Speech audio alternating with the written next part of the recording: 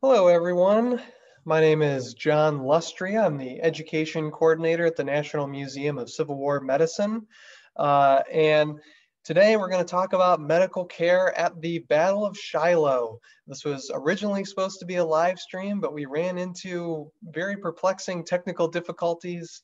It wasn't working for some reason, even though it showed all systems go on our end. So sorry for the inconvenience for those of you that were hoping to watch this live and were looking forward to it. I know I was looking forward to it, but this is the next best thing we can do. We'll get the content out there on the anniversary, which of course is why we're talking about this today. It's the 159th anniversary of the Battle of Shiloh. Before we get into that, just, as always, if you like these videos, please like the videos, share the videos, send them to your friends, tell your friends about them, subscribe to our YouTube channel, follow us on Facebook, Twitter, Instagram. We're out there. Please get connected with us. And that's the best way to stay up to date, of course, with what we're doing here at the museum. If you want to take your support a step further, consider becoming a member of the National Museum of Civil War Medicine. You can become a member for as low as $25 a year. That gets you free admission to the museum for a whole year, discounts in the gift shop, and much more. And starting this week, actually, Friday, Saturday, and Sunday, going forward, you can come visit the museum during regular hours, no reservation necessary. We're taking walk-ins. So you can come take advantage of those membership benefits. Maybe you've got your vaccine and you're ready to travel, things like that. So come see us, come say hi. And this Friday, Saturday, Sunday, and every Friday, Saturday, Sunday going forward, hopefully for the rest of the year, if things go well, will be open for walk-ins.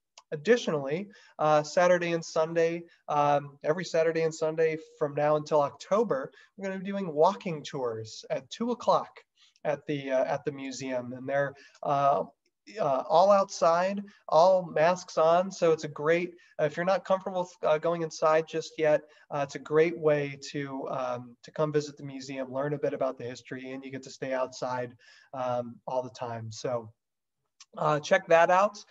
You can find more information on the website about that, civilwarmed.org. So with all that said, we're going to go ahead and get into our topic. I'm going to go ahead and share my screen here, talking about medical care at the Battle of Shiloh. So to start off with, how do we get here? Well, Shiloh is fought in southwestern Tennessee, also known as the Battle of Pittsburgh Landing. We'll come back to that. Shiloh, you can see in the kind of bottom left corner there, southwestern Tennessee. This is all part of the Union Army's attempt to move further south and kind of take more territory in the kind of western part of the Confederacy. And the battle is sort of initiated by the Confederates in an attempt to disrupt two Union armies from coming together. So you have the much larger army that Ulysses S. Grant is commanding. They're moving south from their recent victories at Forts Henry and Donelson, which you see kind of towards the top of the map there. They're moving south along the Tennessee River, and they're going to connect with an army under Don Carlos Buell coming from Kentucky. And with their powers combined, the hope is to move south from the Shiloh area towards Corinth, Mississippi, which is the next kind of major Confederate rail hub in the area. The Confederate Army under Albert Sidney Johnston wants to make sure that those two Union armies don't get a chance to connect. And so he launches a surprise attack before that happens against just Grant's army. Now, in order to get to Shiloh, they travel via ship on the Tennessee River, about 50,000 soldiers on 80 transports. And as we've been discovering, with the pandemic that we've been in, that they were not aware of at the time of the Civil War, being trapped in very close quarters with people is a good way for disease to spread. And being stuck on these ships together for several days, moving south on the Tennessee River, leads to a number of outbreaks of disease and a number of deaths from typhoid fever. And so the next town of any size that they come to near the Shiloh area where they're going to encamp is the town of Savannah, Tennessee. It's about 7 miles north of Shiloh, which you can see on the map there. And as John Brinton reports, medical officer in Grant's command, he writes that, quote, the town of Savannah became one vast hospital and nearly every dwelling was occupied by invalids. And because all of the transports were taken up in an effort to get troops further south, there are not a lot of ships available to transport soldiers back to more established general hospitals further north in Cairo or Paducah or St. Louis, places like this. So Savannah gets kind of taken over as a major hospital depot in mid-March of 1862. So even before the Battle of Shiloh happens, space is already at a premium, which is sort of a theme with a lot of Civil War battles. The army, soldiers are getting sick left and right. And so before the battle even happens, disease is sort of rampant in the army, and hospital space is already at a premium.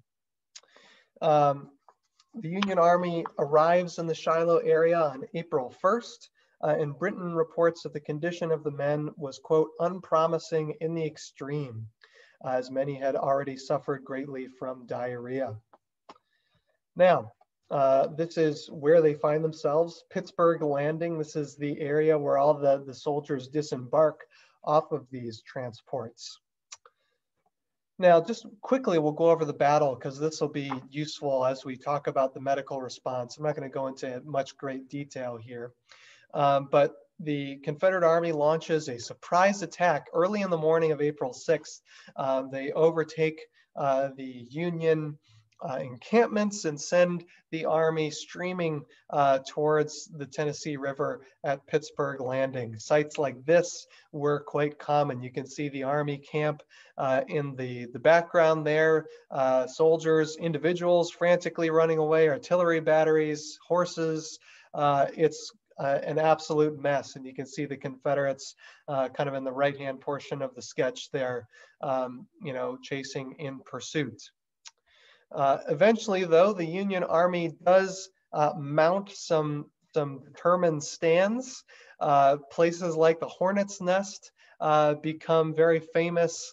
The Confederate Army pushes them back nearly to the edge of the river. It seems that one more push will spell disaster for the Union Army. It goes about as poorly as it could have possibly gone for the Union Army on April 6th. The trouble is twofold. Number one, the Confederate commander, Albert Sidney Johnston, is killed on April 6th. A bullet strikes him in the heel and his boot pools up with blood. No one even is aware that he's injured until staff officer sees blood coming out of his boots. But by that point, he has lost too much blood. So without missing that sort of leadership from the top, and then the Union Army gets reinforcements. You can see a division from Lew Wallace coming from the very top of the map there on your screen, as well as Buell's army comes to reinforce Grant. So, and then of course, overnight, there are Union gunboats to Lexington and Tyler, which bombard the Confederate position. They don't do a ton of damage, but they serve basically to keep everybody awake during the night. And just cause some general inconvenience and a few casualties as well. And worth noting in the background there, you see Pittsburgh Landing. You can kind of make out that it's fairly crowded there, as well as a number of what I suspect are hospital ships. We'll circle back around to those later as well. So on April 7th, reinforced by about 20,000 plus Union soldiers, Grant launches a counterattack. They retake all their old encampments and more, and which leads to a decisive rout of the Confederate Army. Now, what's left in the aftermath? It is a Union victory, but it comes at great cost. Between about 83,000, about 100 plus thousand combined combined soldiers of both sides fight in the Battle of Shiloh, about 100,000. there's about 24,000 casualties. It's the bloodiest battle of the Civil War by far to this point, and it was, there were more American casualties at the Battle of Shiloh than there were in the Revolutionary War, the War of 1812, and the Mexican-American War combined. A truly staggering number of casualties. And this, more than probably any other battle thus far. There have been a number of Civil War battles, of course, to this point, but we're talking about, 2, 3, 4, 5,000 casualties. 23,000 is a whole different scale, and is going to lead to immense challenges, as I'm going to get into in the near future here. So leads to a lot of casualties like this. The vast majority of these images come from either the Library of Congress, which is where this comes from, or Harper's Weekly illustrations, which we have some of those in the museum's collection, and they're also pretty widely available. This sketch is done by a German officer in the Union Army, illustrating what's left behind, specifically on the battlefield at Shiloh. The medical response initially is sort of headed up by this man, Surgeon Robert Murray. He's the medical director of Buell's Army. He, I believe, ranks the medical director in Grant's Army. He arrives in Savannah, Tennessee on April 6th. And prepares it for wounded throughout the day. They start to arrive on the afternoon of the 6th. Savannah had a population of about 600 to 800 people, and they end up caring for about 1,800 wounded from the Battle of Shiloh, fought in April, all the way through the end of June. So this is something that I can't stress enough about Civil War battles.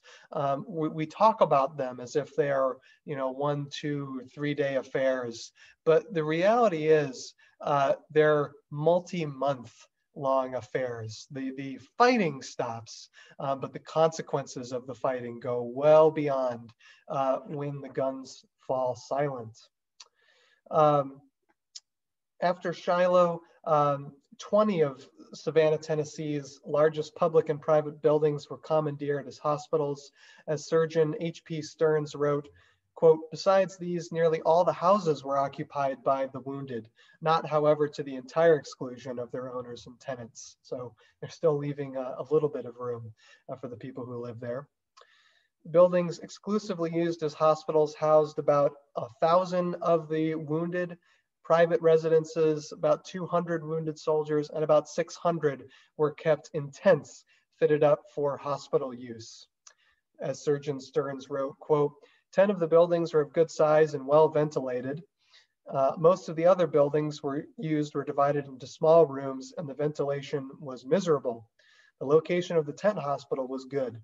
The ground was easily drained.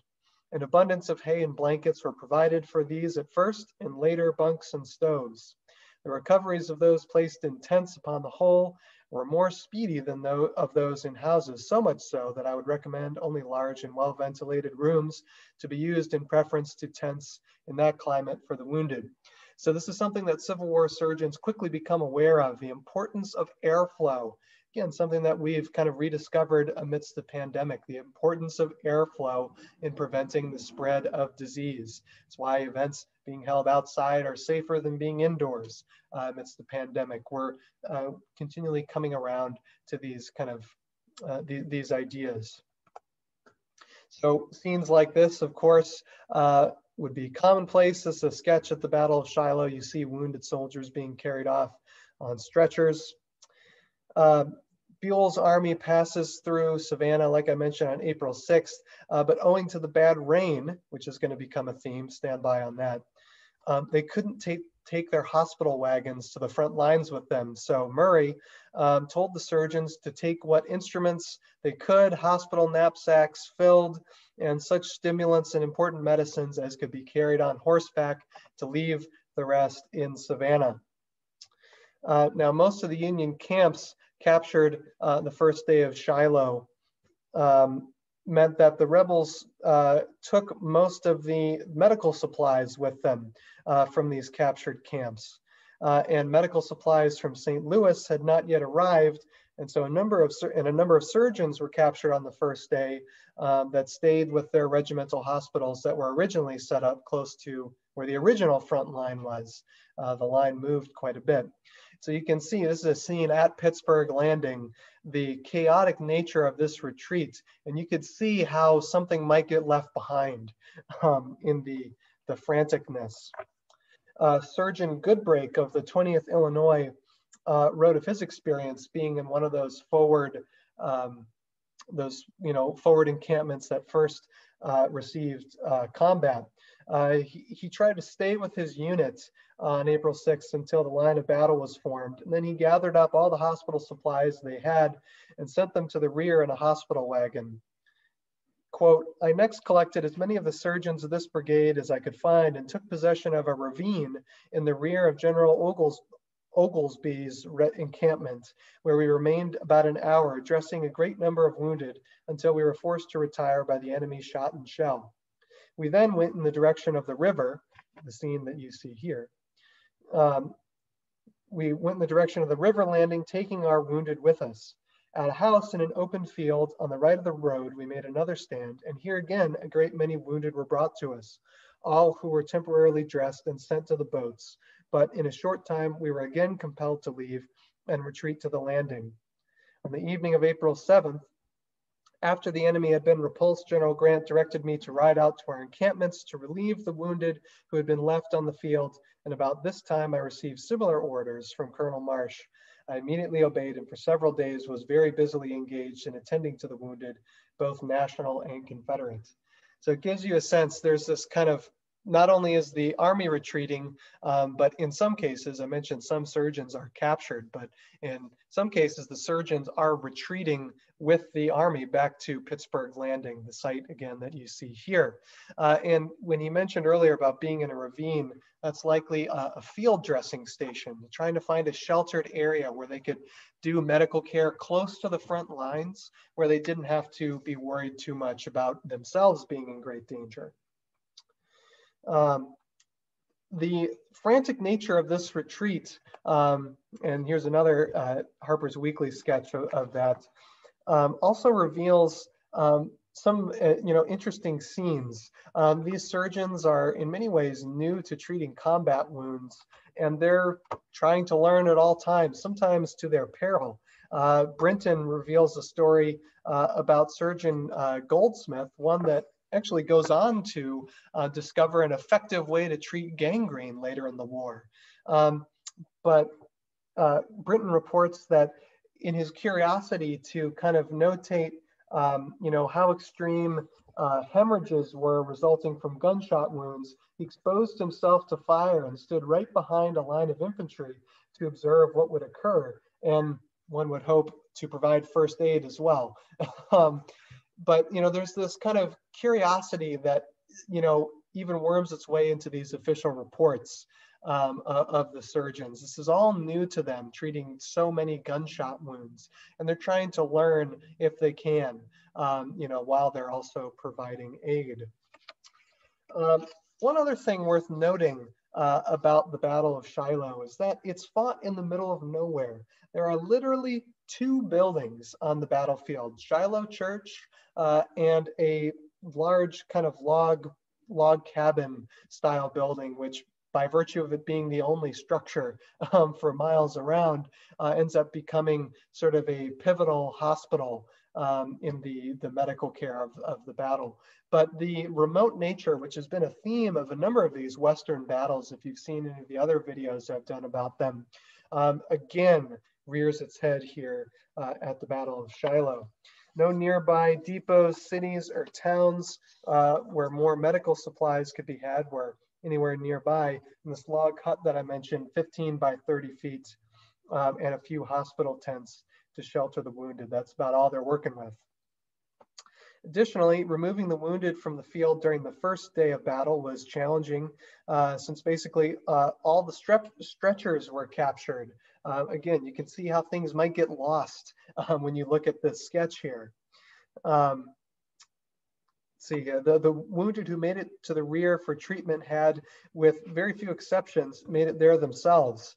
Again, this is how the soldiers are making it back to Pittsburgh Landing. As Brinton wrote, quote, "The weather was terrible, the rain incessant, and the mud almost knee deep. The first night was a bit rough." Now, there's a common story told about Shiloh in conjunction with the rain, and you may have heard this about glowing wounds, or angel's glow as it sometimes comes to be known. And the story is that there are wounded soldiers who were not immediately taken in to get medical care, and when the surgeons come to them, they find that their wounds were glowing. And they found that those who had glowing wounds actually recovered better than those who did not. And so that's why they called it angel's glow. They were touched by an angel, something like this. And I really hate to be the bearer of bad news for people that really enjoy that story. But while we certainly can't say it definitely didn't happen, we have no evidence to suggest that it did happen.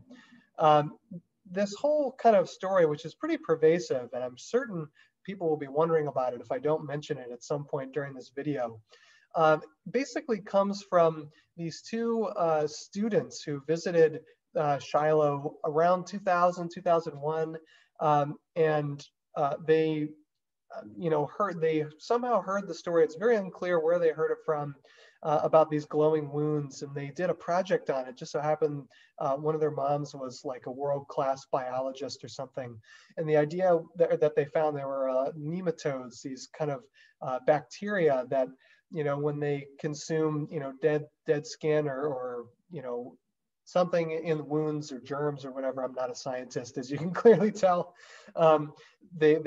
They give off a glow, and so it prevents the wounds from becoming infected. And the initial reason why this, people thought, well, that can't have happened, because humans don't play host to these because our body temperature is too high. But there had been so much rain in April in this part of Tennessee that it was feasible that maybe it could have happened. And I'm certainly not going to sit here and say it definitely didn't happen, because I think the conditions were right. It is feasible. It's possible that this could have happened. But upon going through all these accounts, and we've looked hard here at the museum, we have never found a contemporary account that says anything about this. If you know of an account that is from the battle, written in the days after the battle in 1862, that says about this, please send it to us, because we'd love to know. We want to point to very firm evidence that it definitely happened. I'm not saying it didn't happen, but I'm saying we can't confirm that it did. So it's plausible, but we haven't found that it did. So it probably didn't, is my thought, but hard to say. Just had to get that out of the way, because I guarantee you someone would ask us about it. Now, the hospital at Pittsburgh Landing is doubly challenging, because as the Confederates get closer and closer to the hospital site, cannon shells and spare bullets and things, the hospital starts to come under fire just because there's physically no more room for the soldiers to go. They're so close to the Tennessee River.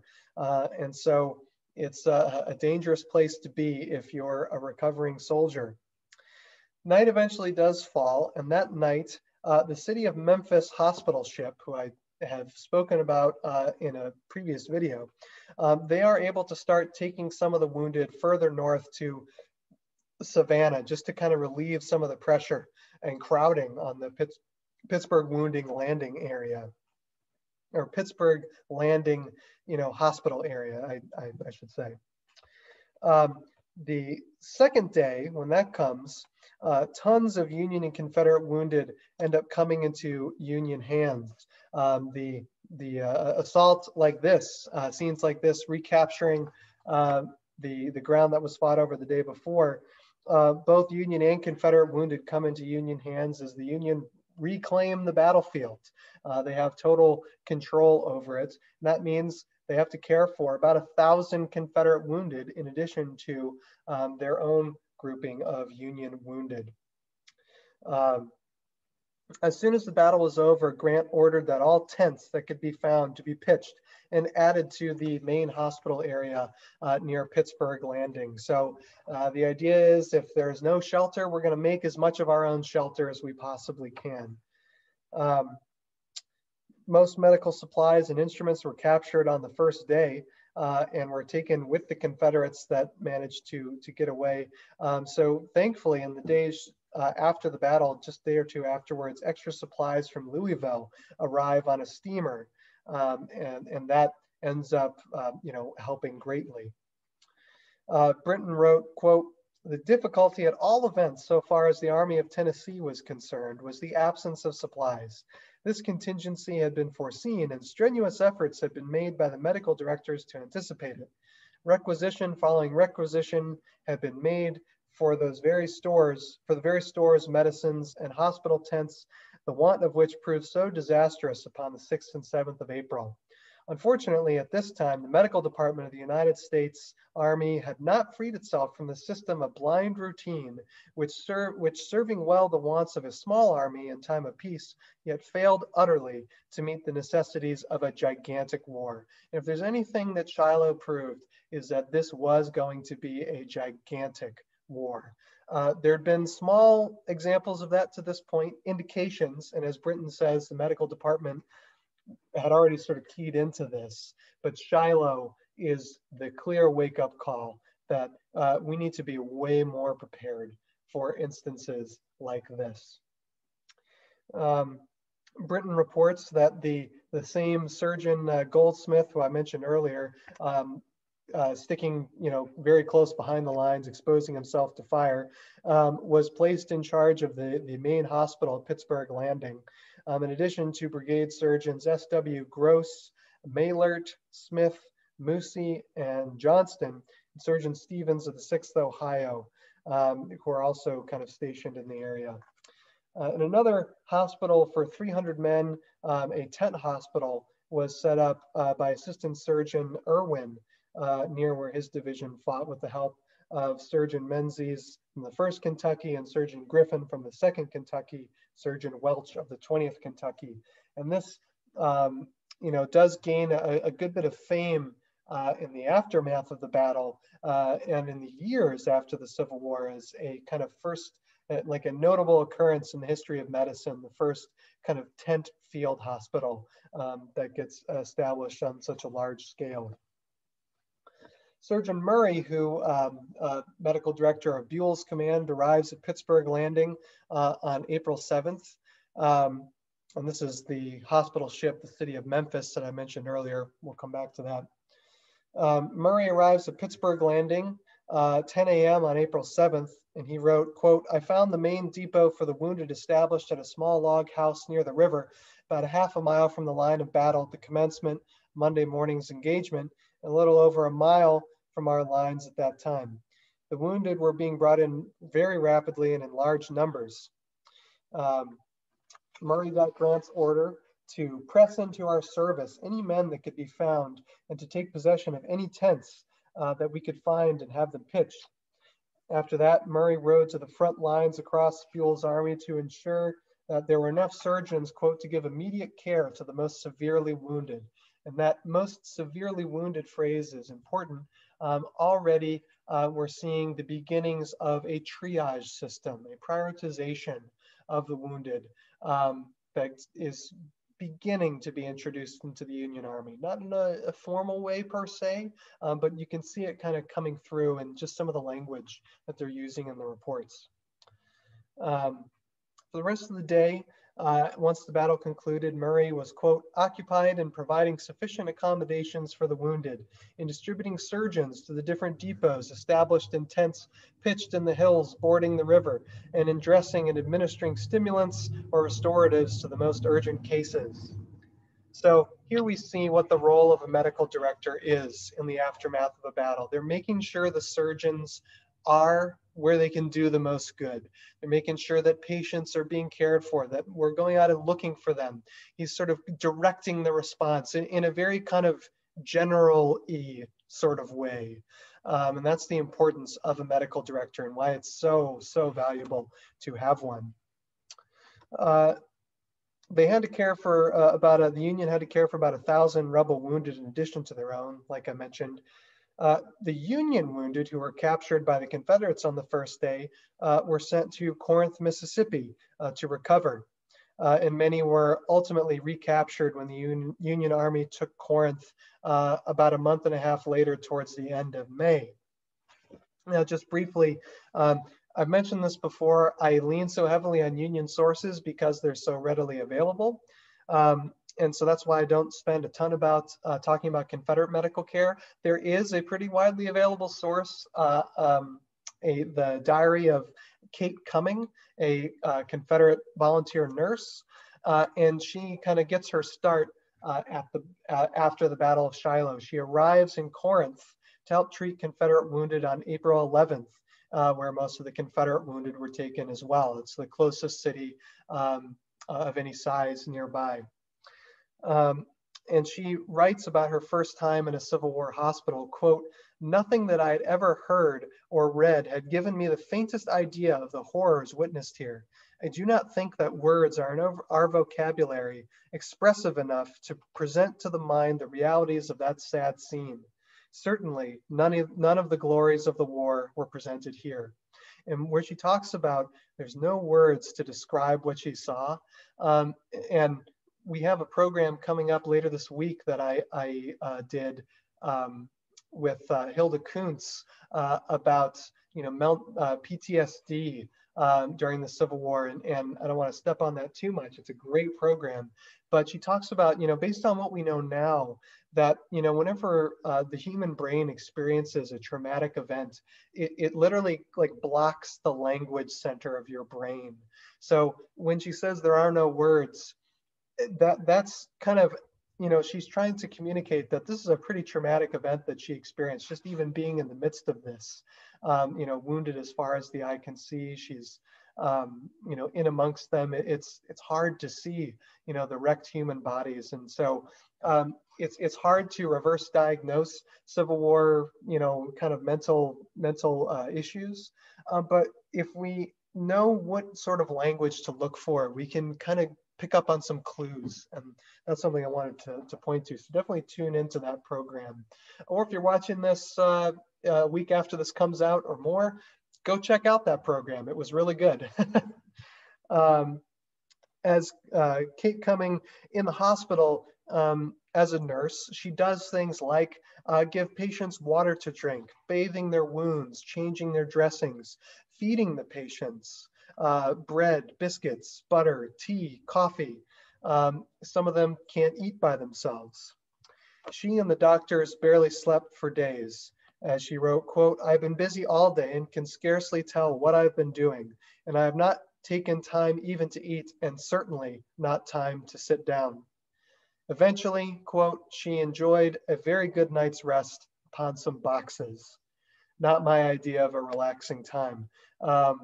But it's thanks to the heroism and the bravery and the humanitarian spirit of volunteers like Kate Cummings, both North and South, that the vast number of Civil War wounded were able to be treated and cared for. Now, once things start to be stabilized back at Shiloh, the issue starts to become, okay, we need to get these patients out of here because there's not a good place for them to be treated. There's no shelter. And so this is where boats come into play. There's no railroad anywhere nearby. There's hardly any roads. The closest thing to a road is the Tennessee River. And so hospital ships like the city of Memphis, which you see here, become pivotally important. The city of Memphis was under the charge of Assistant Surgeon Turner, the 1st Illinois Artillery, and was immediately loaded with 700 wounded to go to Mound City. Other steamers of kind of a similar setup like you see here, steamers Hiawatha, J.J. Rowe, War Eagle, Minnehaha, Commodore Perry, and Crescent City were turned over to the medical department. So these are not purpose-built hospital ships. They're just boats that they can put people on because they're desperate. They were prepared over the 3 days after the battle, and patients were sent to go to general hospitals in Louisville, Cincinnati, Evansville, Indiana, New Albany, and St. Louis. Each boat, when it left, had an experienced surgeon in charge, and several operations were performed on each journey. So surgical procedures are happening on board these boats. They're kind of mobile field hospitals. And we even saw some of this at various points during the pandemic, like in New York City, when the hospitals are overwhelmed, just desperate to put people somewhere, that is sheltered. Now, we have a report from Surgeon N.R. Derby, who was assigned to the City of Memphis hospital ship. Over the course of the battle and aftermath of Shiloh, the City of Memphis cared for about 1,500 wounded soldiers. The first day of the battle, wounded began to arrive by 10 a.m. in ambulances, and by 4 o'clock, several hundred had been received, which crowded the boat very much. Around that time, enemy shells began to hit the water near the ship. Like I mentioned, the lines of battle are getting close to Pittsburgh Landing. So the hospitals are no longer as sheltered as they once were. At that time, the City of Memphis was ordered to Savannah and spent the rest of the afternoon and most of the night unloading the wounded. April 7th and 8th, the City of Memphis took over 800 patients. Quote, they were all brought to the landing in ambulances or on litters, and were of a more serious class of wounded than those received on the first day of battle. So they're better able to go and get the more seriously wounded cases. So the more serious cases had been waiting until after the battle was over, basically. Surgeon Derby goes on, quote, many of the medical attendants doing duty on the hospital steamer during these 3 days were volunteers, and as they had come down to operate, they were greatly desirous of doing so. I found it necessary to dedicate some portion of my time to the preservation of limbs that were about to be unnecessarily placed under the knife. One of the kind of unfortunately common myths of Civil War medicine is that surgeons were all too eager to amputate, and that they amputated limbs that maybe they didn't have to. And here we have an example of surgeons saying, no, we don't have to amputate. They have splints, to set broken bones. But the reality is, and I have a quote later on in here, it's just the severity of the injuries are just beyond the skill of the surgeons to heal. Let's see, well, here is that quote. This comes from a surgeon, David P. Smith, working on the hospital ship, the Crescent City. He writes that, quote, I and my assistants I attempted to employ due discretion in cases of gunshot fracture of the femur and amputated those only in which the shaft of the bone had been most extensively shattered and split. In some of these instances, upon dissection of the amputated limb, it seemed as if a minute shell must have exploded in the limb to such distances among the muscles where the fragments of bone driven. So the severity of these injuries that Civil War ammunition created is just beyond the skill of the surgeons to heal. Going back to Surgeon Derby on the City of Memphis, he wrote of conditions on the City of Memphis, quote, on the afternoon of the second day of the battle, Surgeon H. Wardner reported with an assistant and desired to be put to work. Knowing that in his case there was no need of any supervision, I placed him upon the hurricane deck where 4 hospital tents had been pitched, and sent up 50 wounded, most of them needing capital operations. The hurricane deck, the cabin, the guards, the boiler deck, and the hold were crowded with wounded. The ship left for Mound City on the evening of April 8th. Many patients hadn't even been seen by a surgeon before getting on the boat. The main goal is to get the patients on the boat and get the boat out of there, especially as it came close to taking fire while the battle was ongoing. Now to get to Surgeon David P. Smith, who I briefly mentioned, he was assigned to the hospital ship Crescent City and kind of getting it ready to receive wounded. This is, again, not a purpose-built hospital ship. He writes, clearing her of freight, I first brought mattresses, sheets, and pillows on board, and then obtaining 18 or 20 bales of hay, I filled there with about 350 bed sacks. He also asked for rations for about 350 men for 7 days. They ultimately left with 450 people on board the ship later in the day. I mentioned the descriptor about the kind of extreme wounds that they're dealing with. When they arrived at St. Louis, the patients were distributed to hospitals throughout the city. Quote, I and my assistants, having had no change of clothing for 9 days, having been continually while on the field drenched with rain and covered with mud, and having been constantly engaged with but little wholesome food, were completely worn out. So these surgeons are barely getting any rest. They're working so hard to deal with this massive amount of wounded soldiers. About a week after the battle, the real hospital ships arrived. The DA January, the Empress, the Louisiana, and the Imperial arrived and were quickly loaded and departed for other Western cities. Again, purpose-built hospital ships.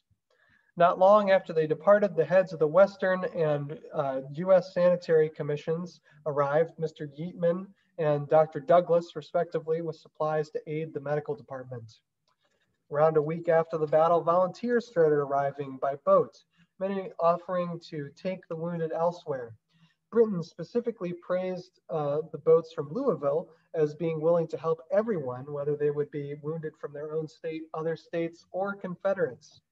Not every group was so generous. In fact, many refused to care for Confederates or even other Union soldiers not from their own states. The problem was so bad that the medical director had to make it painfully clear that state designation didn't matter with the wounded and that friend and foe alike would be treated by all.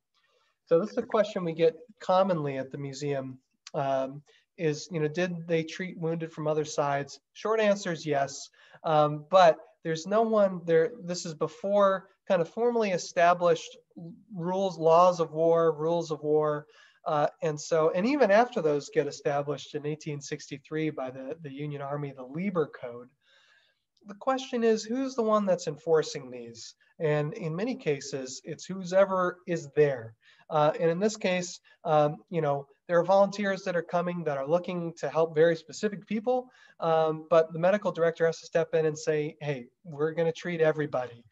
So the short answer to the question, did they treat soldiers from the other side? Short answer is yes. The longer answer is yes, but it depends. And what does it depend on? That's what's hard to say. It depends on the individuals. And individuals decide all kinds of things based on all kinds of criteria that sometimes make sense and sometimes don't. And here we see sort of an example of that. Just after a little over a week after the battle was over, all the wounded had been sent elsewhere to general hospitals for care, which is a remarkable feat for the sheer number of wounded that they were dealing with. The main concern, like I mentioned, was to get the patients away from Pittsburgh Landing as quickly as possible. They don't have many good records about surgeries on the ground there because, again, of the chaotic nature. But from what Britain had been able to gather verbally was that a lot of the surgeries there didn't go well owing to the lack of food, nutrition, medical supplies, the crowded and quick transportation. So there were a lot of things working against them there. Not to mention, they're burning the dead horses on the battlefield. It doesn't smell good. It's not a good place to be. So the goal is to get them out, as soon as they're able to. Britain sort of summarizes by saying, it is probable that no battle of equal magnitude where the numbers of wounded were so great has ever occurred, in which the medical department was so destitute as on the bloody field of Shiloh. It is equally probable that, that in no like conflict have the wounded been so rapidly removed from the scene of the action. It's honestly an astonishing feat. After the situation at Shiloh had stabilized, General Halleck, the kind of overall commander of the Union forces in this area, authorized Surgeon Charles McDougall with full authority to procure the necessary supplies and make sure the medical department was fully outfitted to prepare for future battles of a similar magnitude. To do that, they set up, more general hospitals north upriver towns along the Tennessee River at Hamburg and other places. And he ordered tons and tons more hospital tents, bed sacks, cots, etc. They hire more contract surgeons to help the overworked regimental surgeon. And within 2 weeks of McDougall's arrival, by early May, the combined armies boasted dramatically more hospitals, medical officers, and were fully stocked on medical supplies. And I'll close with a long paragraph from Surgeon Murray, kind of assessing how things went at the Battle of Shiloh. He writes, quote, "The whole affair was most unsatisfactory to me. Our army was hurried up to take part in a terrific battle, leaving all the tents, bedding, ambulances, and medical supplies behind. I arrived when the second day's fight was half over and found some 5,000 or 6,000 wounded to be provided for, with literally no accommodations or comforts, not even the necessaries of life, no bedding, no cooking utensils or table furniture, not even cups, spoons, or plates, or knives and forks, no vegetables, nor even fresh beef for the first day. It was raining incessantly, and the mud was very deep. It was impossible to obtain tents enough to shelter the wounded or straw for them to lie upon. The battle was raging 1.5 miles in front, and for 2 days after the fight, all the effective and well-organized soldiers were held in readiness for another conflict. The only details of men procured to act as police for the hospital depots and as nurses, cooks, and attendants were from the panic-stricken mob who had sought safety on the banks of the river. And these men, it was impossible to keep at work. There was some hay on board the vessels at the landing, but the roads and banks were blocked up with the teams, some mired in the deep mud, others carrying hay to the tents, except in very insufficient quantities. We were also very short of medical officers. The whole command overaged just a little over 1 to a regiment. Much of the time of the few we had was occupied in procuring food and attendance for the wounded, and even in pressing in details of men to bury the dead, who were left for days unburied about the hospital depots. Many of the wounded were not even dressed before they were sent off. I placed an experienced surgeon with assistants on each of the boats sent under my orders, and the necessary operations and dressings were performed in transit to general hospitals. By the sad experience of this battle, I am confirmed in the opinion of the absolute necessity of the addition to the medical department of a sufficient corps of medical purveyors, who, in addition to furnishing medical supplies, shall act as quartermasters and commissaries to the medical department in furnishing quarters, transportation, furniture, provisions, etc., for the sick and wounded, and also that there should be a large number of enlisted hospital attendants attached to the medical department. They should have no other duty but to nurse and attend to the sick, should have on distinctive uniform and be thoroughly instructed in their duties. This would obviate much of the confusion and difficulty in providing for the wounded after a battle, and the enlisted attendants having as a part of their duty to remove the wounded from the field. The great evil of 6 men leaving the ranks to remove even one slightly wounded man would be avoided." Quite an excoriating a critique of the medical department, but and I've said this through a number of these presentations I've done about these battles, fought in the Western theater early in the war. They do, at the expense of a lot of wounded soldiers, but they do reveal what is wrong with these medical departments. They need more supplies. They need an ambulance corps. They need dedicated personnel. They need more people. They need more surgeons to care for the wounded. And all of this, the disasters, the medical disasters in early 1862, and even unfortunately in the spring and even the summer of that year, kind of plant the seeds about why something like the Letterman Plan would be necessary. So it's all kind of headed that direction, and Shiloh is kind of one more step to getting there.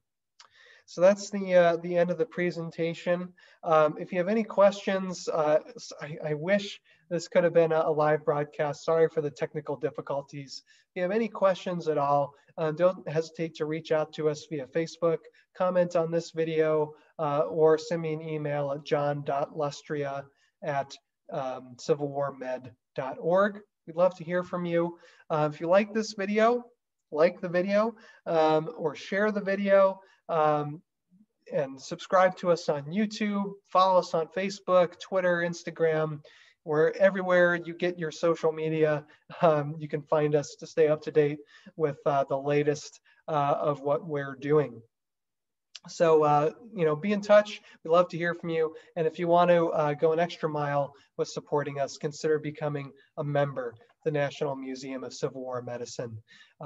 That helps us out quite a bit and allows us to keep doing what we do. You get all kinds of great benefits, including free admission, which you can now take advantage of by visiting the National Museum of Civil War Medicine without an appointment. We're going to open regular hours Friday, Saturday, Sundays. Or you can visit the Clara Barton Missing Soldiers Office Museum in DC, which you also get free admission to if you get a membership. That is by appointment, but we're open and taking reservations, so you can come and visit us. So you can take advantage of your membership benefits, or you can just support us by becoming a member. Every little bit helps, and we thank you so much for watching and bearing with us. So until next time, this is John signing off.